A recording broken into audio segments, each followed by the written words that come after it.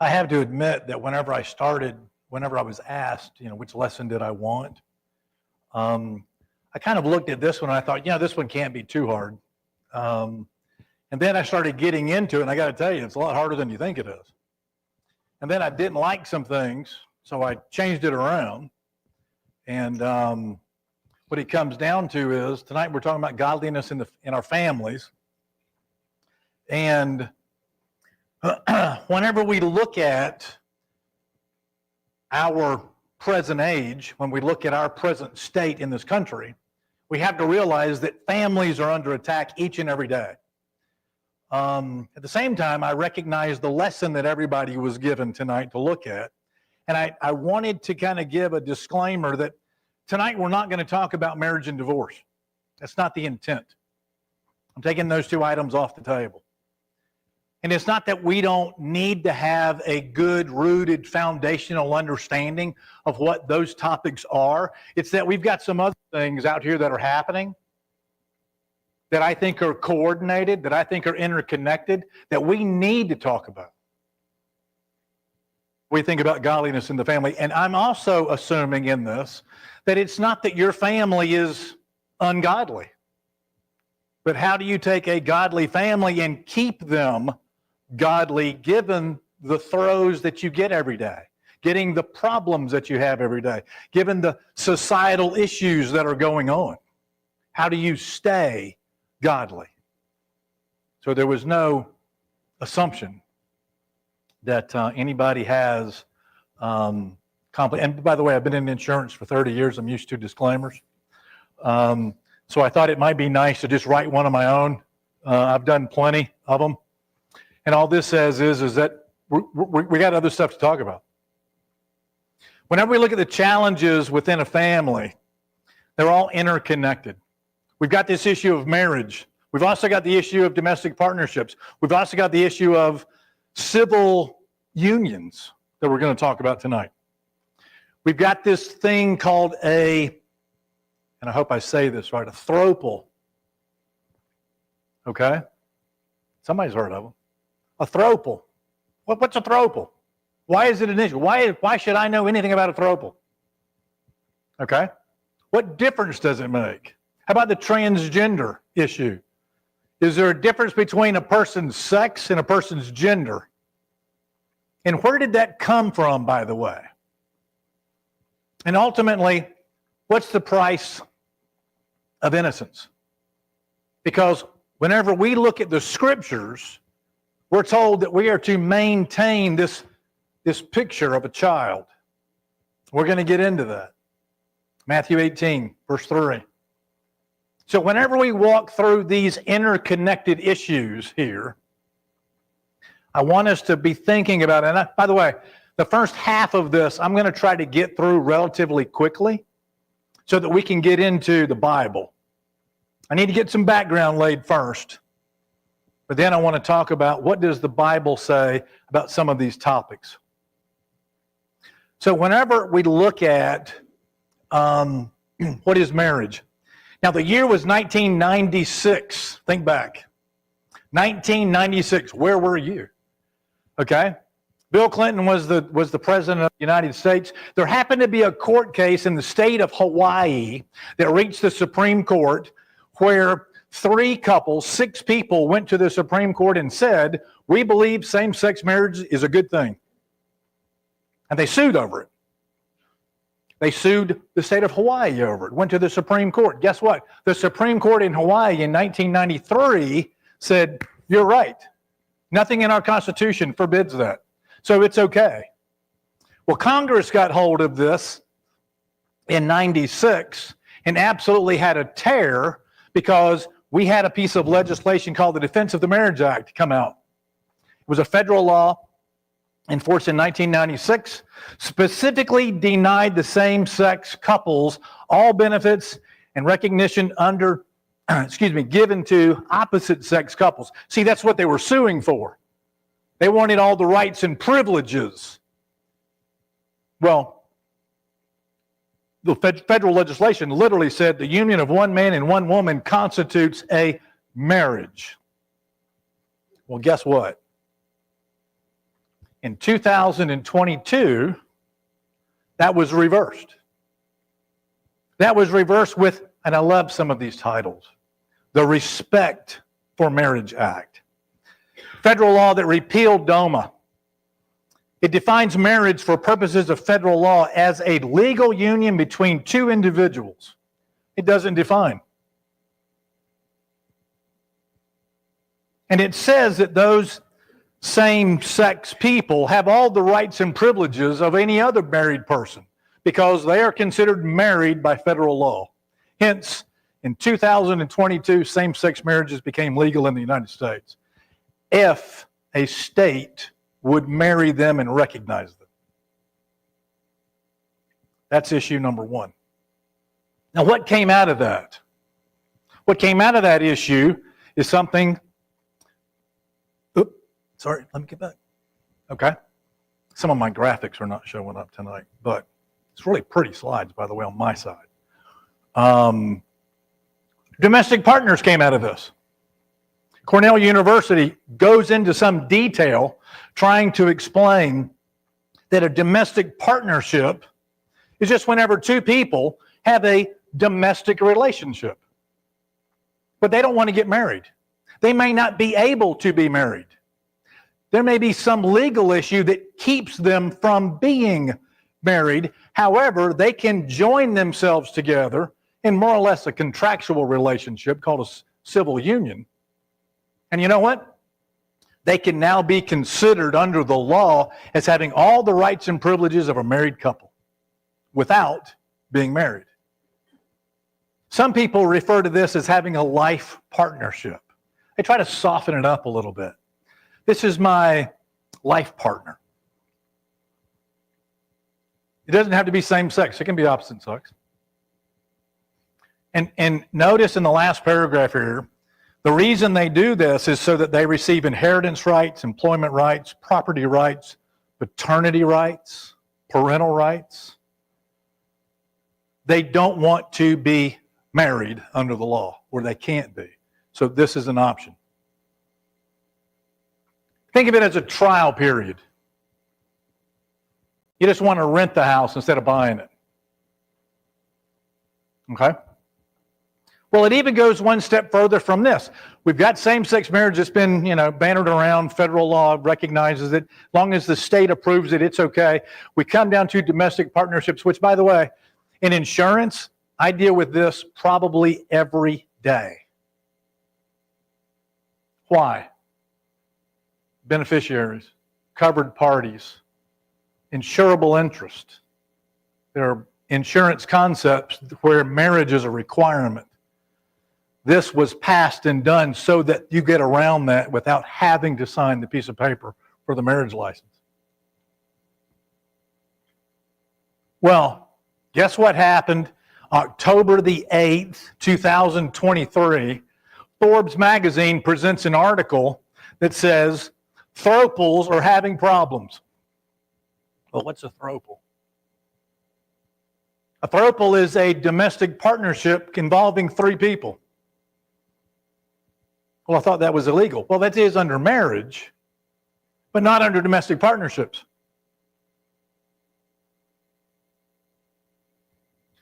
Now, the first sentence, you can't see it on the slide here. I'm going to read it to you, but I have it on the white side of the screen. There's actually something over there. But I'm going to read you the first sentence of the article.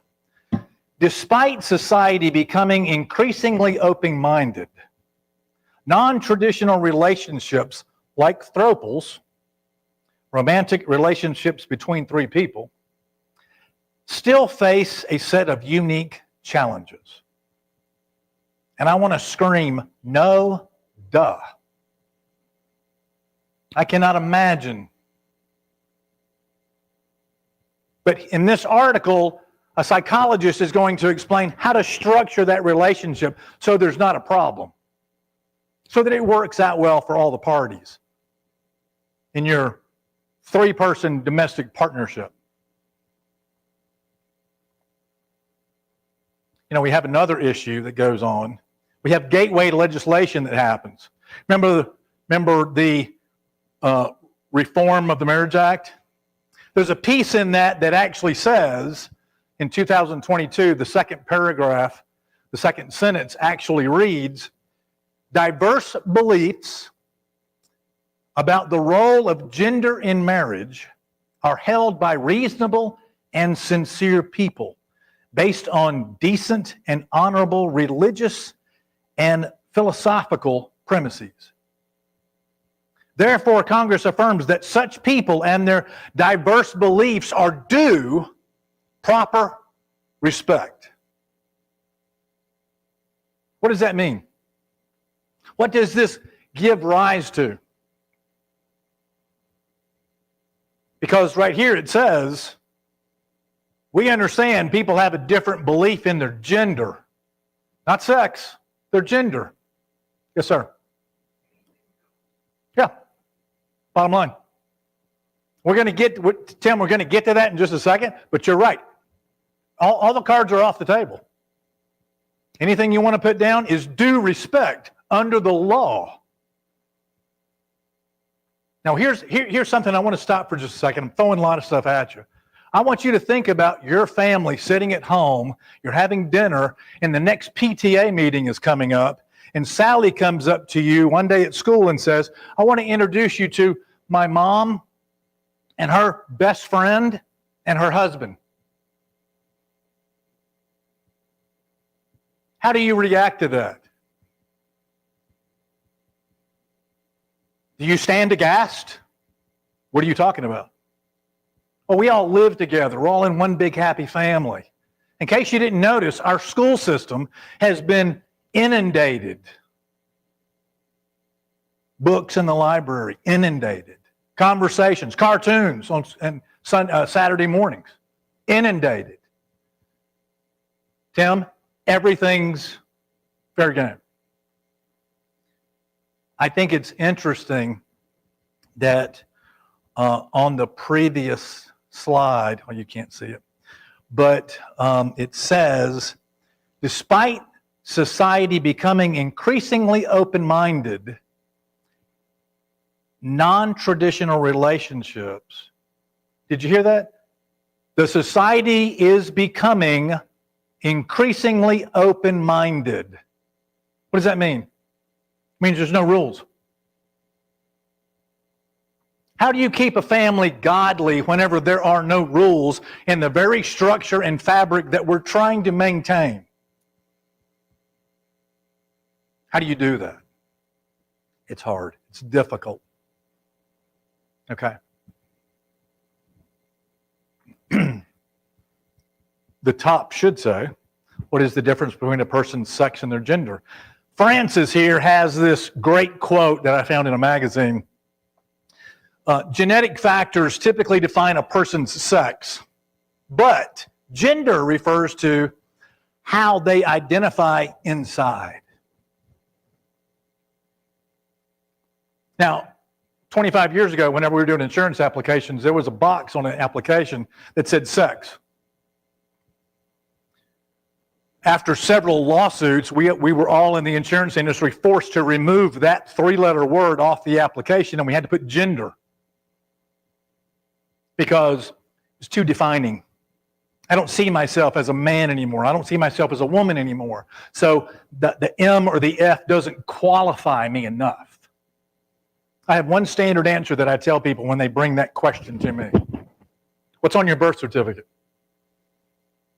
Give me one legal document that says whether you're a man or a woman, and we're done. So whenever we think about conversations with our coworkers, when we think about conversations at home, when we think about conversations in our community, there's something we need to realize. There is a small contingent out there that is trying extremely hard to whittle away the value of the family. And they're using legislation. Every one of these tie back. Every one of these peel back the onion just a little bit more and a little bit more to where anything goes.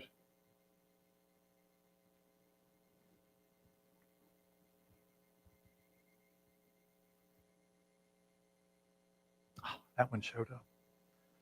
So, Imagine this. You're in the 4th grade at school. You come in.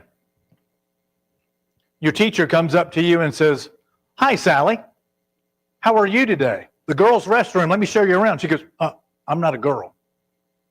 I'm a LGBT whatever." How do you interact? How do you teach? How do you personify Christ in the environment when this is what your children, this is what your grandchildren, or this is what your great-grandchildren are getting bombarded with?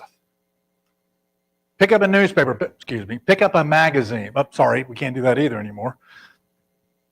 Turn on the TV. What are you hit with immediately? These people are due respect. Where did that come from? Is it just because there's a contingent of people that just feel like being drama? No, they have a legal footing on that. They have a right to say that they deserve respect because Congress gave it to them.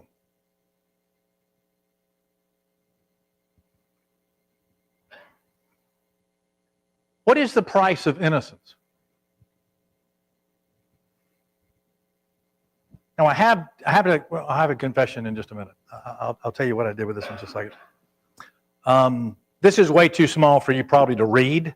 But what I did was I wanted to capture this idea because whenever you look at the landscape, we just got finished talking about same-sex marriages, these combined relationships, this transgenderism that we're all faced with. Okay? How are you supposed to maintain your innocence as a child, as a young person, as a grandparent? How do you maintain that peace? Well, why don't we try to figure out what that is? Trust and honesty. Innocence often carries an inherent trust and honesty as it lacks the experience of deception and manipulation. I love that idea. I think about Connor and Logan whenever I was doing this. There is no deception in either one of them. If they want something, boom, they go and if they want to give you something, you can't get away from it. Wonder and curiosity. The innocent perspective is one of wonder and curiosity, viewing the world with fresh eyes and an eagerness to learn. Oh, if we had innocent eyes when it comes down to the gospel, when it comes down to the Word of God, when it comes down to His testaments. Emotional resilience. Innocence can come with a certain resilience, untainted by the harsh reality of life. What is worse than to have someone in a relationship that they adopt in a child, and now this child has to figure out the social issues that are going on in their family, in their house? How do you maintain the innocence with that individual whenever they are thrust at a very early age? I hear the boys, I hear Sylvia talk about these issues these children are dealing with. They're not old enough. They're not emotionally secure enough to understand what they're doing. But yet, as a society outside these walls, that's what they're getting shoved with. Where did our innocence go? Ethical and moral compass. An innocent state often aligns with an ethical and moral integrity, free from corrupting influences, a connection to childhood. Innocence is closely linked to childhood, invoking nostalgia and a sense of purity. You agree with that? Does that make sense? Yeah. In many ways, innocence is the cherished aspect of the human experience. Now, you know where I got these two slides from? I asked AI. What is the price of innocence? These last two slides, what I just read, that's what I got back. I just cut and pasted it into this. I was shocked. What I expected to get was, why are you asking? What difference does it make? Turn over to Matthew, the 18th chapter. Look in verse 3. Why am I making such a point about this issue of innocence? Whenever Jesus is speaking with his disciples, truly I say to you, unless you change and become like children, you will not enter the kingdom of heaven. How do you become like a child with all of these social issues going on?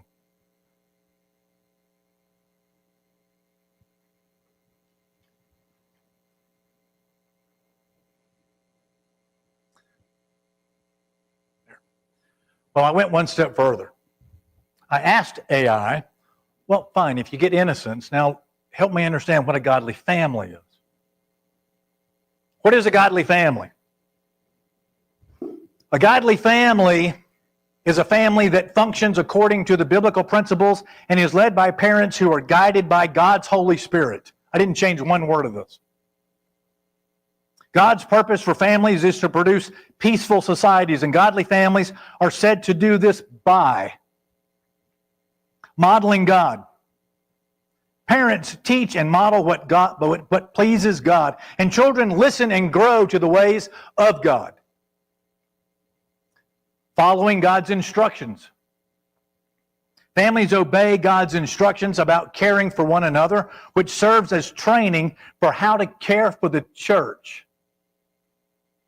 Any of this stuff sound familiar? Showing Christ to the world. Every family member plays a part and shows Christ to the world. Finally, serving the Lord together. Families shine the light of their faith through faithfulness, compassion, and love. And I just cut and pasted that. I did not change a word. I got one more for you. I asked it for some characteristics. Tell me some characteristics of a godly family. Give me 3. Marriage. This blew me away. Marriage. A lifelong covenant between one man and one woman with mutual love, faithfulness, and commitment from both partners.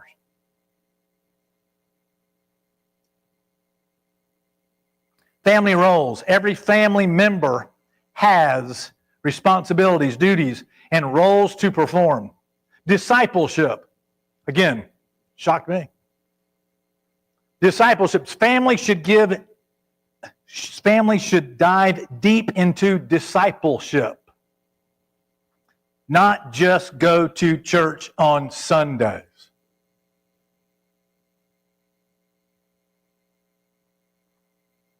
I don't know who's writing the algorithms for this, but I got to tell you, I was shocked.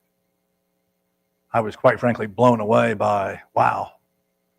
For the world to get it so wrong, it seems like AI might have got, I'd like to shake AI's hand sometimes, I guess. I don't know.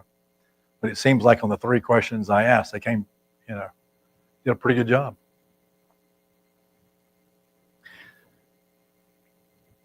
How does God feel about being in your family? Family is seen as a sacred institution ordained by God, symbolizing the relationship between God and humanity. Mark 10, verse 9. It's a passage that's probably read at most religious services. What God has joined together, let not man separate. God didn't like divorce, right? He allowed it in circumstances, but he doesn't like it. Whenever you look at Ephesians 5, 21 through 23, it symbolizes marriage. It goes through the relationship that Christ had with the church, and it models there the relationship between a husband and a wife. Right? What did Christ not give the church? By the way, this is a loaded question. What did Christ withhold from the church? Anything? What does a husband withhold from his wife? What does a wife withhold from her husband? Remember that total commitment we were talking about a while ago?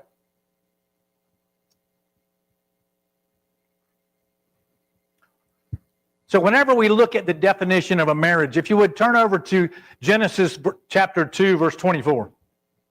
In this one passage, I think you can get all the elements, if you will, of marriage. And I think it's a great place to start. This is why a man leaves his father and mother and becomes attached to his wife, and they become one flesh. Not a very hard passage at all.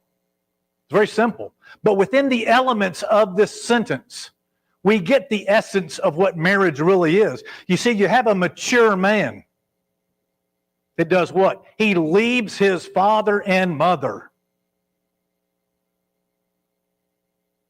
What are the father and mother? The father and mother is an example. They're the model of a complete family. He leaves that. He adjoins himself. He attaches himself to a wife, not a domestic partner, not a triad, not a tropal, not a contract, to a wife. His completeness. They complete each other. They're partners, yes. They complete each other. They come together to make what? A new family. And they become. I think sometimes we use these words and we run past them kind of fast. When it says that they become, do we see the process in that? Do we see that it's not immediate? They become, they work it. It's a process of learning, growing, having this relationship with each other, this friendship, this trust, the fidelity that's there. It's not just the wedding night. This is a relationship that's being built. And they become one flesh. This deep intimacy between two people that was described earlier in the sentence. That is a great definition of marriage.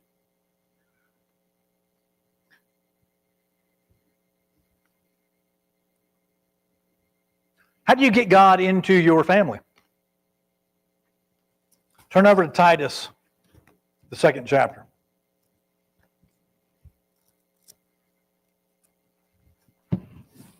And really, this gets down to also, how do you keep God in the family with all these distractions, with all these things pulling at you? How do you keep Him in the family? Because obviously He wants to be there. He's written so much about it in the book of Ephesians. It's obvious that He wants to be in the middle of what you're doing. So how do you keep Him there? Titus, the 2nd chapter. Look in verses 11 through 14. Derek, if you're there, would you read that good and loud for me, please?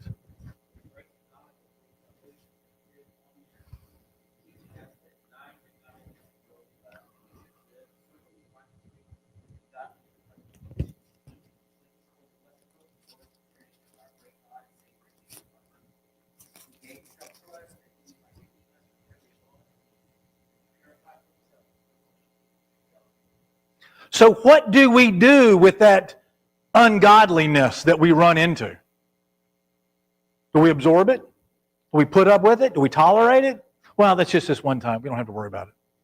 Well, you know, that uncle I've got, well, that's just how he is. Is that what it says? What did this bringing salvation on? Instructing us to deny ungodliness.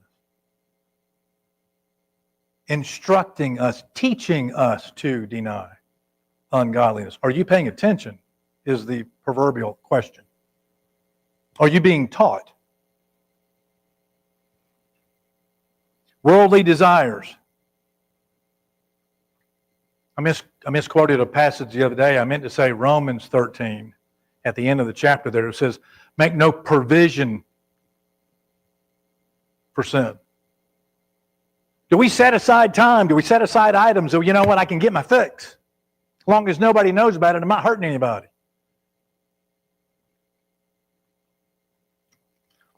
You cannot have ungodliness in your house and have a godly family.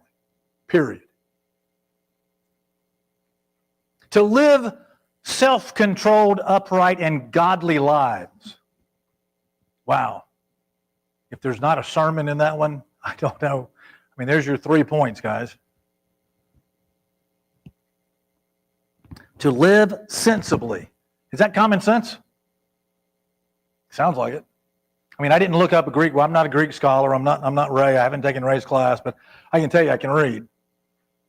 When it says live sensibly, righteously, in a godly manner, we know what that means. We understand what that says. Now, in the present age, what does that mean? When it says in the present age, what is that talking about?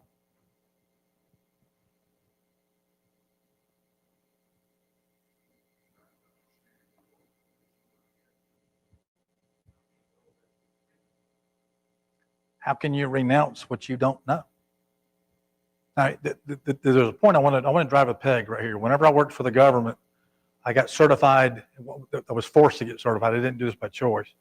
But I got certified one time in banking and money and this, that, and the other because we dealt with it a lot. And one day, FBI training, they put you in a room and all you have is real money. And we're all baffled about what are we doing? And they were like, feel of it, weigh it, measure it, do anything you want to with it. From $1 all the way up to 50, every coin you can imagine sitting in a room, and you need to learn what money feels like, tastes like, looks, weigh it, feel it, do anything you want to with it. Why? We later learned that we were getting certified in counterfeit money because if I know what real money is, I don't have to know how you counterfeited it. I know it's wrong. If you know the truth, guess what? Detecting the lie, detecting the false, detecting the ungodly isn't, and I'm going to say isn't hard. At least you got a starting place. When you don't know what it is, then you fumble. A slug out of an electrical outlet becomes a quarter because you can't tell the difference between heavy aluminum and silver. There was one point in time in my life whenever if I had a handful of change, I could tell you how much money I had. That's how many times we did it.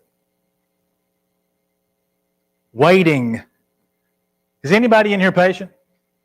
Is there anybody need help with patience?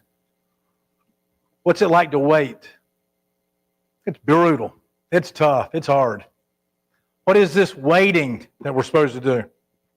As you're getting beat down every day, you need to keep your eyes on the prize. Waiting for the hope.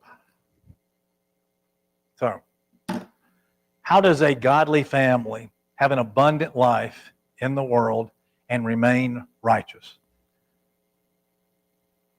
John 10:10, what does Jesus say? I came that they may have life and have it abundantly. Did Jesus expect us to live under a rock? Did Jesus expect us not to be successful in what we do? Did Jesus expect us to be in a bubble and not in the world? If you feel that way, you need to read John 17. Slowly.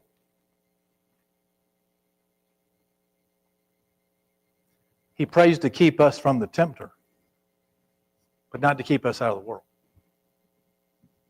There are things we're going to run into. That's good for us. Challenges are what fortify us, strengthen us. 1 Peter talks about that. So we get tested by fire. So what does this John 10:10, what is he talking about here? Turn your Bibles over to Deuteronomy, the 6th chapter. How do we maintain this godliness, if you will? This righteousness in our families. Deuteronomy 6. Yeah. Can you read verses 4 and 5?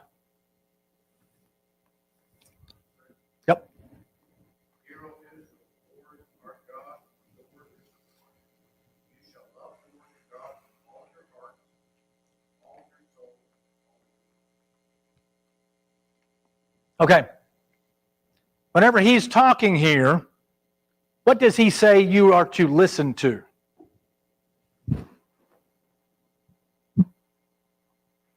Is it just, Forbes magazine? Is it whatever men come up with? Is it the latest playground talk? Who do you listen to? The Lord our. Hear that ownership? The Lord our God. It's not the Lord your God. No, it's a possession issue. Whenever we think about who we listen to, there's an ownership here. It's our God. And we have to believe that we are part of Him and He is part of us. There's an ownership issue here. And there's an authoritative issue here. Hear Israel. Doesn't say, there's a lot of things it doesn't say. It says hear, listen. The Lord is our God. The Lord is how many? Is it a they? A them? It's a one. One. How many are in one? One.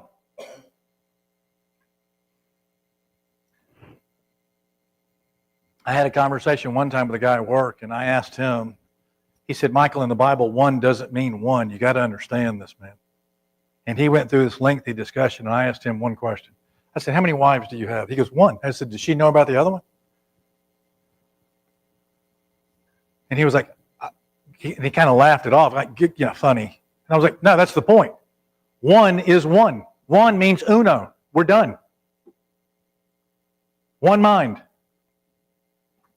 I also want you to notice in this passage, there's a difference between the word shall and the word may.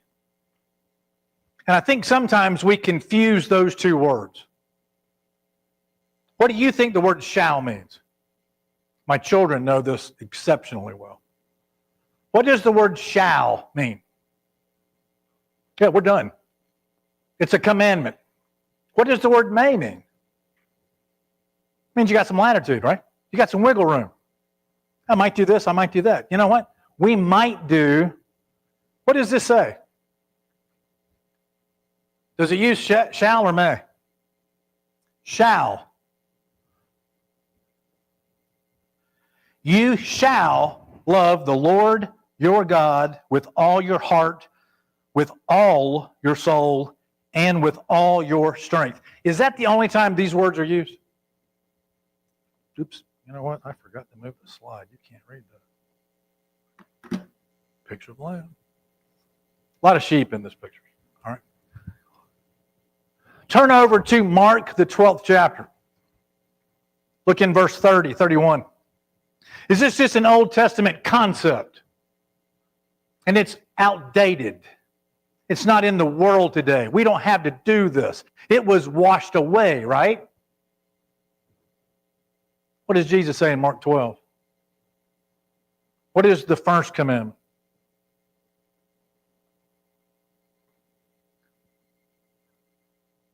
Is it optional? Is it a may or a shall? Shall. It's a command. You know what? There's some things in life we have to figure out. You got to take where you are and you got to figure it out. I can't do it for you. Nobody can. We can encourage, we can promote, we can edify, we can do a lot of things, but when it comes down to how do you do it, you got to figure it out. And it says shall.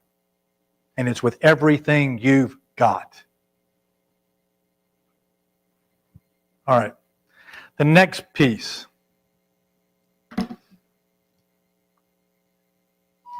Who has this? Quickly.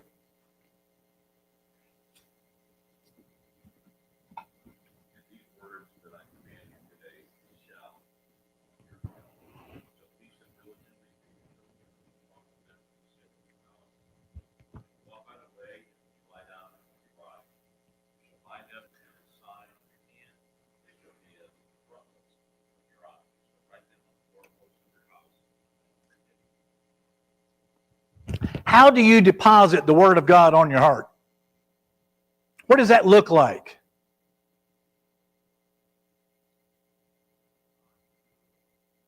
Think about what Jesus said in Matthew 18, verse 3.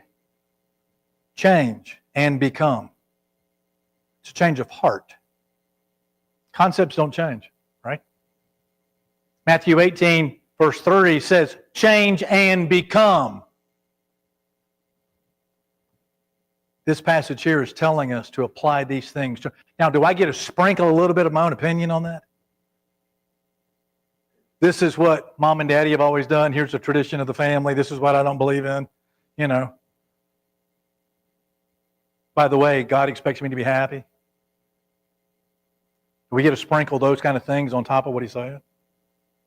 No. He's using this analogy here of teaching a child from a parental perspective. How do you teach that child? All of your daily activities are centered on what? God, God's Word. Whenever you rise up, whenever you walk down the road, whenever you're playing in the backyard, whenever you're fixing dinner, whenever you're doing anything, whenever you lie down at night, what are you doing? Constantly re-encouraging, constantly building, constantly bringing God into the family conversation. I heard one time that a man say that you got to give God the piece of his pie. And I heard somebody else speak up and they said, you got that wrong. God's the crust that holds the pie together. Whenever we think about our daily activities, God needs to be included in good and bad. I read something today that went, is your prayer life like a steering wheel or is it like a spare tire? Do you let it guide your way or do you pull it out when it's just an emergency? Whenever we're in a family unit, how do we respond to our life? How do we conduct ourselves? I heard this one too a lot when we had kids in the house. Train up a child in the way he should go. Even when he is old, he will not depart from it. Is that true? All the time? Every time? Is that a good place to start? Is basically this is the truth, right? When did you stop being a parent? Whenever you're a grandparent, when did you stop being a parent? When do you stop training? When do you stop teaching? When do you stop motivating? When do you stop edifying? When do you stop being an example? The kids are out of the house, the empty nester syndrome. Guess what? Now I can do what I've always wanted to. That's the world talking. What does this say?